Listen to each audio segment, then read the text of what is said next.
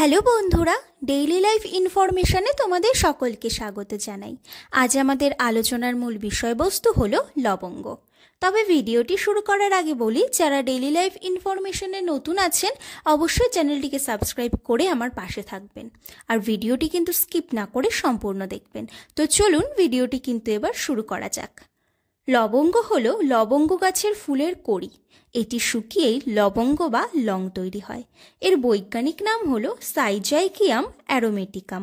এই লবঙ্গের মধ্যে ইউজেনল নামের একটি যৌগের কারণে এটি সুগন্ধি মশলা হিসেবে সুপরিচিত।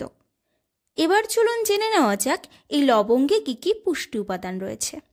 লবঙ্গ প্রচুর পরিমাণে পুষ্টি উপাদানে ভরপুর। এতে রয়েছে প্রচুর পরিমাণে calcium, magnesium, manganese, vitamin C, vitamin K, vitamin A, fibre ইত্যাদি। এবার চলুন জেনে নেওয়া যাক এই লবঙ্গের গুণাগুণ অর্থাৎ উপকারিতা।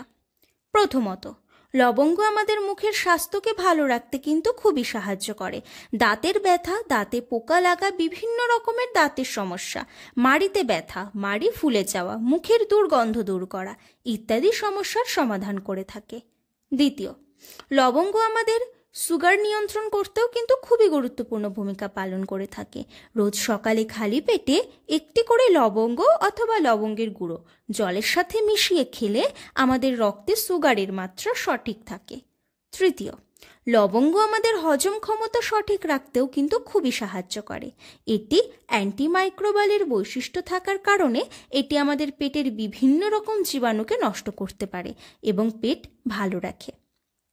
চতুর্থ, লবঙ্গতে প্রচুর পরিমাণে ক্যালসিয়াম থাকার কারণে এটি আমাদের হাড়কে মজবুত রাখতেও কিন্তু খুবই সাহায্য করে। আমাদের শরীরের বিভিন্ন জায়গায় হাড়ের ব্যথা, গিঁটের ব্যথা, এই সমস্ত ব্যথারও ওষুধ হিসেবে কাজ করে। পঞ্চম, আমাদের মস্তিষ্কের সমস্যা সমাধানেও কিন্তু লবঙ্গ খুবই সাহায্য করে থাকে। যেমন ধরুন মাইগ্রেনের সমস্যা, মাথা ব্যথা হওয়া, মাথা যন্ত্রণা করা ইত্যাদি সমস্যার সমাধান করে। এক্ষেত্রে আপনারা খালি পেটে রোজ একটি করে লবঙ্গ খান, এই সমস্যার সমাধান পাবেন। এছাড়াও লবঙ্গ আমাদের সাধারণ জ্বর, ঠান্ডা, সর্দি, কাশি এই সমস্ত সমস্যার সমাধান করে থাকে।